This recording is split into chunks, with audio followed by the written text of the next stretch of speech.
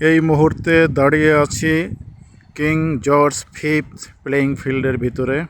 এটা অনেক বড় একটা মাঠ, এতটাই বড় যে এর ভিতরে ফুটবল খেলার জন্য 4টি মাঠ রয়েছে। আমি এখন যেদিকে আছি এখানে আছে ফুটবল খেলার 2টা মাঠ, আবার এই দিকেও ফুটবল খেলার জন্য আরও 2টা মাঠ রয়েছে। অর্থাৎ এখানে একই সাথে 4টা খেলা চলতে পারে। এটা প্রতিযোগিতামূলক খেলাও হতে পারে, আবার কেউ যদি প্র্যাকটিস করতে চায়, অর্থাৎ মোট 4টা খেলা একসাথে অনুষ্ঠিত হবে এবং মোট 8টা টিম খেলা প্র্যাকটিস করতে পারবে। এই মাঠটা দেখলে আমার কাছে মনে হয় ঢাকার রমনা পার্কে এটার ভিতরে অবলীলাক্রমে ঢুকিয়ে দেওয়া সম্ভব। মাঠের এই দিকে ল্যাডব্রোক রোড, এটাই এখানকার প্রধানতম রাস্তা। ল্যাডব্রোক রোডটা শুরু হয়েছে মূলত ব্রোডক রোড থেকে এবং এটা গিয়ে শেষ হবে কিংস রোড ও কার্জন রোডের সাথে। এই মাঠটা আমার খুবই প্রিয় একটি জায়গা। প্রতিদিনই সন্ধ্যার সময় আমি এখানে এসে ঘোরাফেরা করি। আমার সাথে আরও অসংখ্য মানুষ থাকে। এলাকার বেশিরভাগ মানুষজন তাদের কুকুরকে হাঁটাতেও এই মাঠে নিয়ে আসে। এই মাঠের চারিদিকে মানুষের আবাস রয়েছে। ওই যে দূরে দেখা যাচ্ছে কিছু ঘরবাড়ি, এই দিকেও ঘরবাড়ি রয়েছে, আর এই দিকে ল্যাডব্রোক রোডের সাইড দিয়েও ঘরবাড়ি রয়েছে প্রচুর। আগেই বলে রাখি, এটা কোনো পার্ক নয়, এটা হচ্ছে প্লেয়িং ফিল্ড, অর্থাৎ খেলাধুলা করার জন্য মাঠ। এই কারণে মাঠের ভিতরে সেইভাবে গাছ নেই, তবে চারিদিক দিয়ে প্রচুর পরিমাণে গাছ রয়েছে।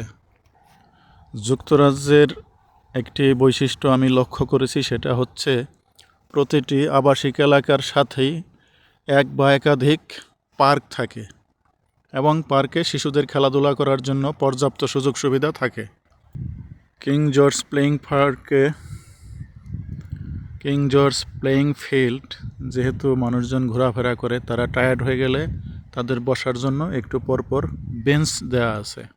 যাদের খুশি তারা বেঞ্চে বসে বিশ্রাম করে, আর যাদের বেঞ্চে বসতে মন চায় না তারা এখানকার সবুজ ঘাসে বসে আরামে সময় কাটিয়ে দিতে পারে।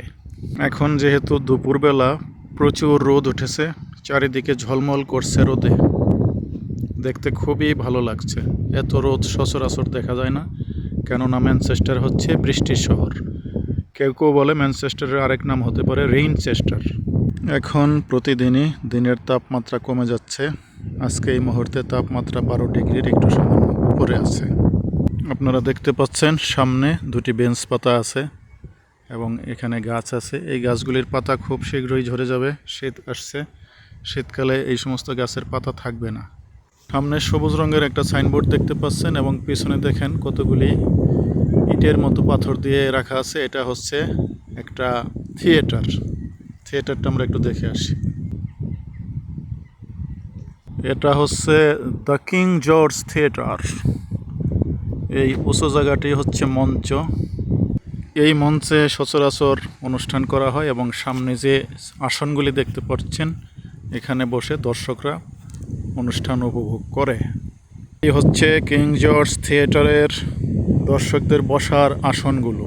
দেখতে পাচ্ছি আকাশে একটি বিমান চলে যাচ্ছে। এখান থেকে ম্যানচেস্টার এয়ারপোর্ট খুবই কাছে। আমরা এখন সরাসরি দেখতে পাচ্ছি কিং জর্জ থিয়েটার। এটা খুবই আশ্চর্যজনক একটি থিয়েটার, কারণ শহরে, বন্দরে, নগরে অনেক ধরনের থিয়েটার দেখতে পাবেন, কিন্তু এরকম থিয়েটার সচরাচর দেখা যায় না। একটা সাইনবোর্ড দেখতে পাচ্ছি, যারা এখানে কুকুরকে হাঁটাতে নিয়ে আসে, কুকুরগুলি মলত্যাগ করে সে ব্যাপারে একটি সুস্পষ্ট ঘোষণা দেয়া আছে এই নোটিশ বোর্ডে।